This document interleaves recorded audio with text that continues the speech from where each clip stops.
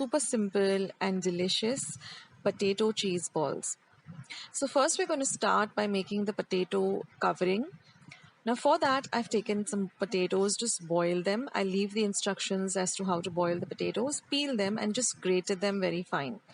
Now I'm going to add some pepper powder, about a teaspoon of pepper powder.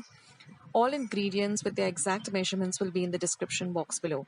This is again 1 teaspoon of mixed herbs, 1 teaspoon of red chili flakes. Then here I have some crushed garlic, about 5 to 6 cloves. If you have garlic powder, then 1 teaspoon of garlic powder and some salt to taste. We're going to mix all of this well into the potato. And then we're going to add just about 1.5 tablespoon of corn flour and about 2 tablespoons of breadcrumbs. I will leave a recipe at the end of this video as to how to make your own breadcrumbs at home. Now I'm going to make a corn slurry. So I've taken about 1 tablespoon of corn flour and about 1/4 cup of water and made a slurry. So now our potato covering is all ready. Our slurry is all ready. And I've just cut up some cheese cubes. So these are some cheese cubes which I've try to cut them into small even sized squares, and then we're just going to flatten up the potato filling like this, make a hollow like this, and then just place one of the little cheese cubes inside, and then again cover up the entire thing. And in this way we'll make all of these balls and keep them aside. Now you could add grated cheese too, but then you add these little cheese cubes, and once you bite into them, it's the cheese really melts once you fry it, and it's really delightful. So now once all the balls are prepared, we're just going to dip them into this slurry that we've prepared, and then we're going to dip them into this breadcrumbs.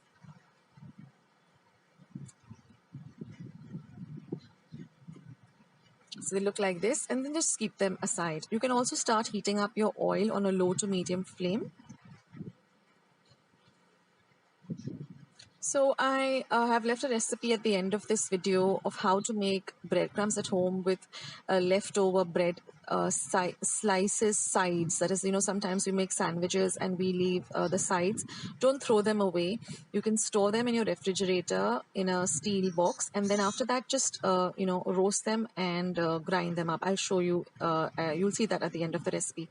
And now that my oil is nice and heated up, I'm just going to deep fry these potato cheese balls till they're nice and golden brown in color. So don't overcrowd your pan. Put about 3 depending on the size of your pan, and keep an eye on them so they don't get burnt, and see that they're evenly fried.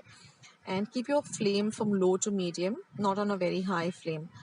And they have to come to a nice golden brown color evenly all over. And once they're done, you can just drain the excess oil on a kitchen towel or kitchen napkin. And there they are, friends, all ready. So let them cool down before you bite into them. And they're really nice and crispy, and the outer covering also is really nice. So now we're just going to cut open one and see what it looks like inside. So take a nice sharp serrated knife, and there you can see the lovely cheese cube inside. So once you bite into it, it's just it just melts in your mouth and it tastes really lovely. So you can go with any type of cheese. You can even go with the stringy mozzarella. I've just gone with the simple Amul processed cheese. That's our favorite at my home. So that's the recipe for today. I hope you like it.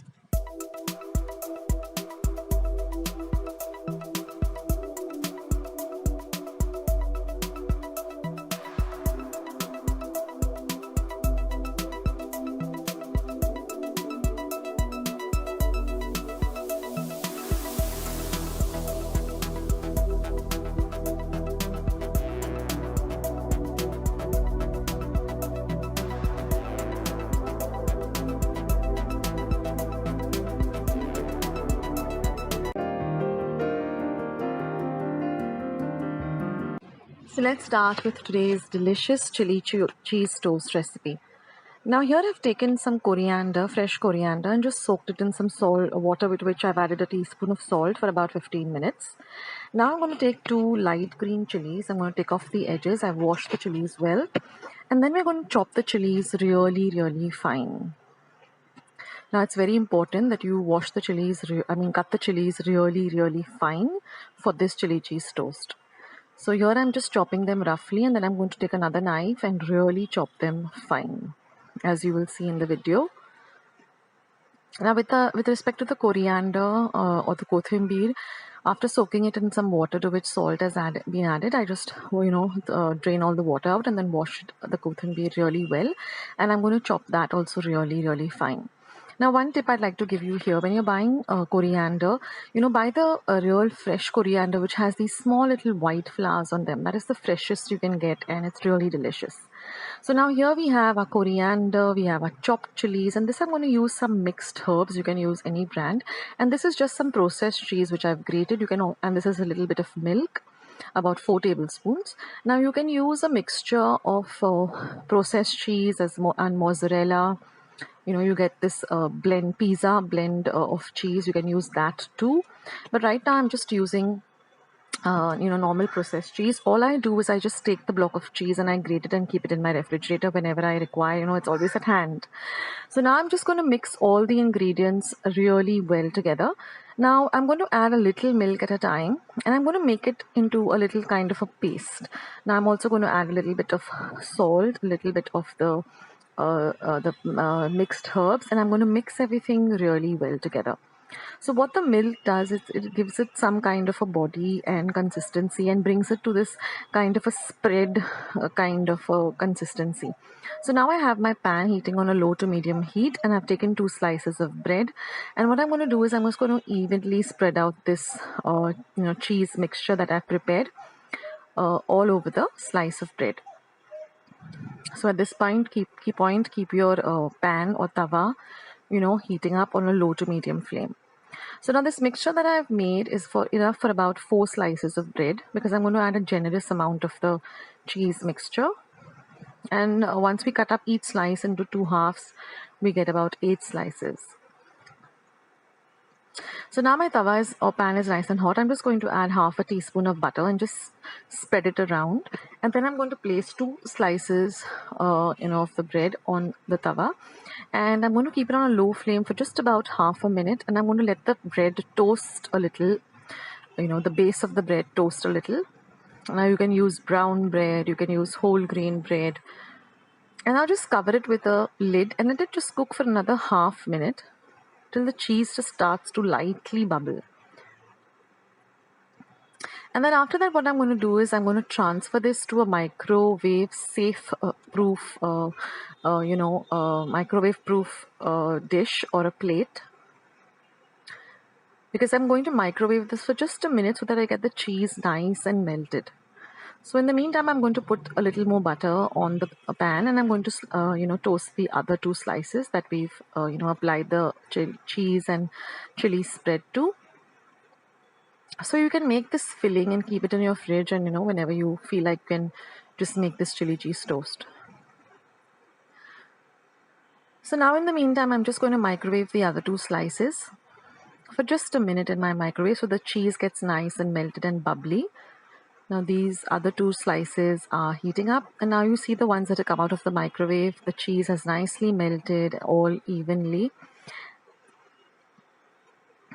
And I'll show you the base of the bread also is nice and light and golden brown in color. Keep an eye on it when it's on the pan. It shouldn't get burnt at the bottom. We want this nice crispy kind of a texture to this chili cheese toast.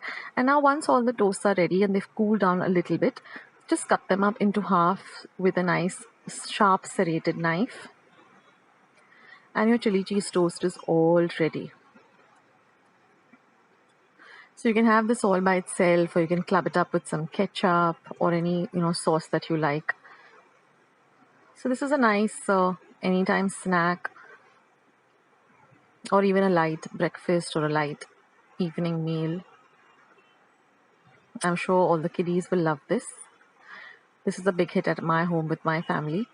And that's it, friends. Your chili cheese toast is all ready. So do try out this simple and really easy. So first I'm going to show you how I make my paneer. So here I have about 1 liter of milk. Now you can add vinegar, but I've added about 2 tablespoons of lime juice. Otherwise you can add 2 tablespoons of white vinegar. And just keep stirring this on a low to medium heat. First you need to bring your milk to a boil and then add the vinegar or the lime juice. And then you will see that it breaks like this. So now you can put off the gas and just stir it for a while. Then just put a muslin cloth like this or a large gent's kerchief onto a colander which has a vessel below it. And we are just going to pour this into the muslin cloth. And then just dab it down like this. And put a heavy weight, tie it up and put a heavy weight, and we're going to set this aside for at least 2 to 3 hours and then even refrigerate it. Now don't throw away the liquid, that is whey, and you can use it for making your chapatis, puris, etc. So now I've kept my paneer aside for at least 5 hours and I put it in the refrigerator to set. And after that, when I open it up, you can see that my paneer is all nice and formed.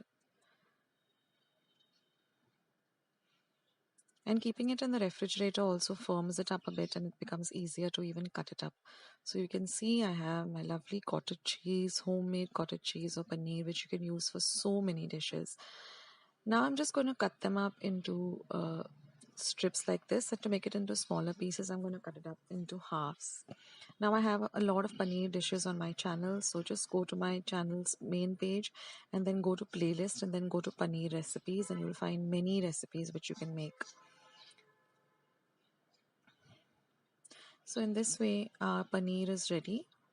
Isn't it super simple, guys? So now I'm going to prepare the batter. So I've taken a large mixing bowl to which I've added about 2 tablespoons of besan or chickpea flour. I'm going to add a pinch of salt, and I'm going to also add about a teaspoon of baking soda. Now this makes the batter very nice and fluffy and crispy, and so your paneer pakodas also become nice and crispy. Now mix everything together, add a little bit of water, and we want a thick batter. It should not be runny, it should not be too thick, but just the right consistency, and whisk it so that you don't have any lumps. Now I've kept my oil for heating, so I'm just going to add about 2 tablespoons of that hot oil. That's called mohan, and that makes the paneer pakodas even more crispy. Now I'm just going to put the paneer into this and coat it well. I've kept my oil for heating on a low to medium, and I'm just going to put them into the oil and fry them till they're nice and golden brown and crispy.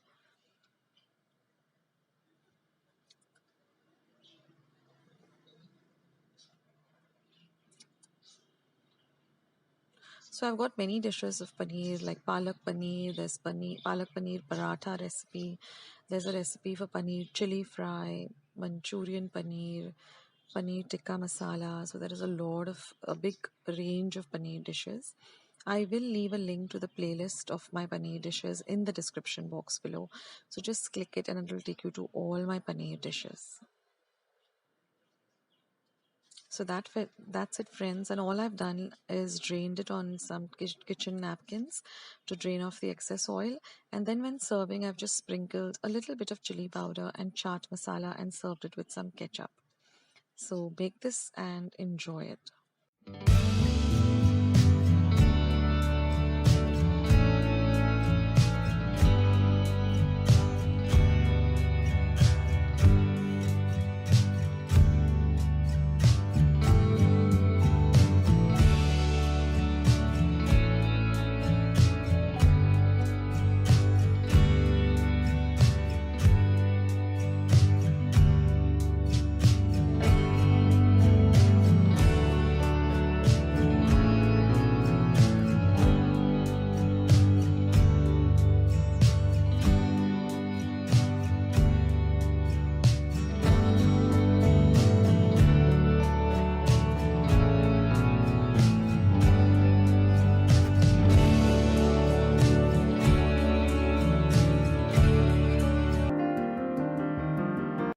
So friends, let's see today's Subway style Toasties.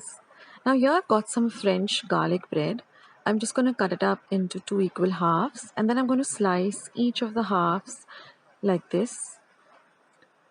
So I'm going to get four, Toasties out of this one bread.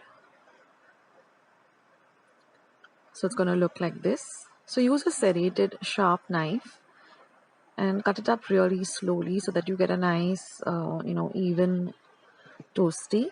And you try to use very fresh, French bread, the soft one, not the hard baguettes, but the soft French breads with, garlic or, some kind of herbs. Now I'm just going to spread some cheese spread. Now I'm using a flavored one. I'm using the jalapeno cheese spread, but you can use a simple cheese spread. You can use a garlic cheese spread. The choice is yours. But add a generous amount and, spread it out really nicely and evenly. So this is an ideal, weekend kind of a brunch or evening kind of snack which you can share with your family. And, if you enjoy it over a movie or a book. And if you don't want to cook something really elaborate and just want to have something really easy, then this is the go-to recipe. So using the flat end of a spoon, just spread it out really nicely and evenly. This has very few ingredients, but the end result is really, nice and delicious. This is a big favorite at my home, especially on a Friday evening when I just don't want to cook anything elaborate and just want to relax. So this is something we can, we tend to make something really easy. And okay, now I'm just going to drizzle some red chili sauce. Now this is not a sponsored video, but we like using the Sam's brand of red chili sauce because it's just the perfect, chili sauce. It doesn't have extra sweetness or extra spiciness. So if you can get your hands on that brand, then, it will really taste like it does at my place. And now just again evenly spread it out all over the top of the cheese spread. Now I'm just going to place these pepperoni pieces. Now I'm using the chicken pepperoni, but you can use any of your choice, whatever you have at hand. Now if you don't have pepperoni, you can also use salami, but pepperoni has a different flavor. So if you can get your hands on pepperoni, if you're asking where I get this from, I got it from Nature's Basket. It's easily available. So if you have a branch or you're ordering online, you can do that. Again, it's not sponsored, but just helping out with some tips. So now I've sliced some onion really thinly. So I'm just going to add the onion. Now I've taken, cheese slices and cut one cheese slice into four thin strips like this. And I'm just going to place this across. Now this would be a good time to preheat your oven to 180 degrees Celsius for 10 minutes. Now I'm just going to add some thinly sliced jalapenos.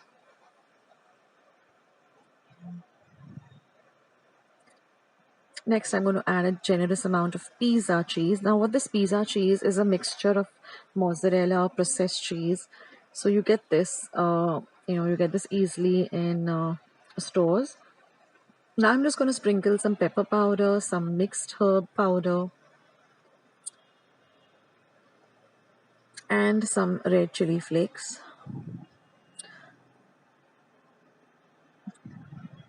And now I'm just going to put it into my preheated oven and I'm going to use the toast function, not the bake function, but I'm going to use the toast function and I'm going to place it on my baking tray in this manner so that the bars above it, cook it really, really well or toast it really, really well.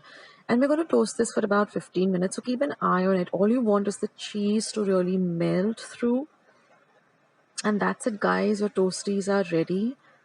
I would love to, I like to have them really hot out of the oven. It tastes really, really divine. So do try out this recipe. And I also have put up a recipe for a sub sandwich. I will leave a link below.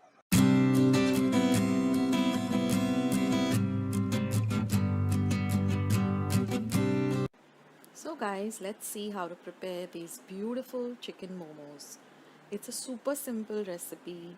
It just has two parts, the dough and the filling. So now let's start with the dough.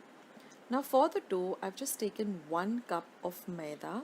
1 cup of corn flour, a little bit of salt to taste, and room temperature water. I'm just going to mix both the flours in a bowl.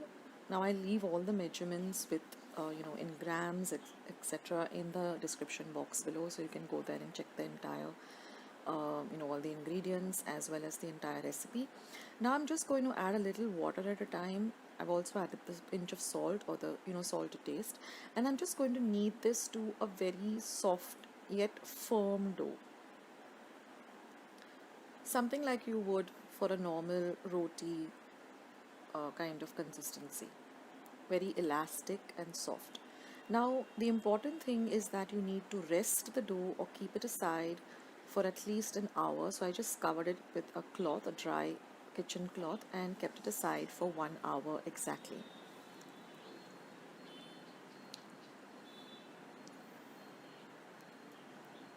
Now let's move on to the filling. Now for the filling, I've used about 250 grams of chicken mince. Now what I did is I just took chicken boneless breast and just chopped it up fine and ran it through my mixer. Now I also have half a cup of jalapenos, half a cup of spring onion, the bulb part, the onion part chopped fine, the green part of the spring onion chopped fine. I'm also going to use some coriander, that is normal coriander, then about a tablespoon of ginger garlic paste, some green chili sauce, soya sauce, some vinegar, and some salt and pepper. These are all the only ingredients you require. Now I'm just going to heat about a tablespoon of oil in a pan. Now when my oil is nice and hot, I'm going to add the ginger garlic paste. I'm going to add the onion part of the spring onion as well as the greens. I'm going to fry everything really well. Now I'm going to add the green chili sauce. And now I'm going to add up this minced up chicken. So like I said, you can use the ready-made mince, but I prefer buying the boneless breast, chopping it fine with a sharp knife, and then running it to my mixer, just for about half a minute or so. And now we're going to cook this chicken just till it turns a little white. We don't want to overcook the chicken. Transfer this to a bowl. And now I'm going to add the jalapenos. I'm going to add my salt and pepper. And I'm going to add the coriander and the vinegar.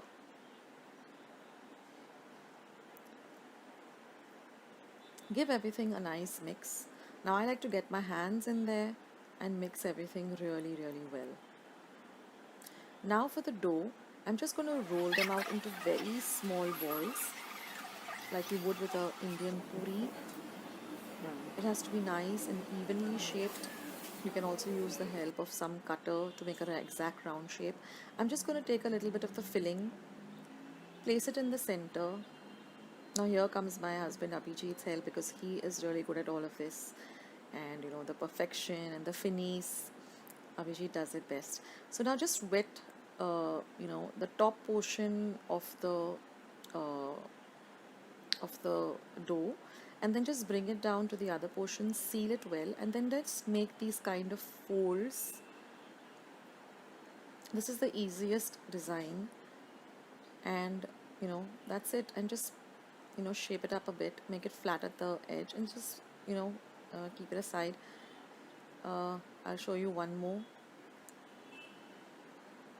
So just wet it up on the top and the lower part, just with a little bit of water, and make folds like this. Now this is a good time to prepare your steamer. Put some water, let the water start to boil, and just brush it with some oil, that that way the momos won't stick to the bottom. Now this is another pattern, a very simple one. You just fold it and bring it together, the ends like this. But see that your ends are sealed because we don't want the filling coming out. I'll just show it to you again. Just bring the two ends together. This is also a very pretty pattern. Now if you want to go with a very simple pattern, then you can just make it like we with our karanjis or our nyoris, just fold it at the edge. That's also a very simple pattern. And then this is one of my favorite that I already showed you, but I like these. They look very cute.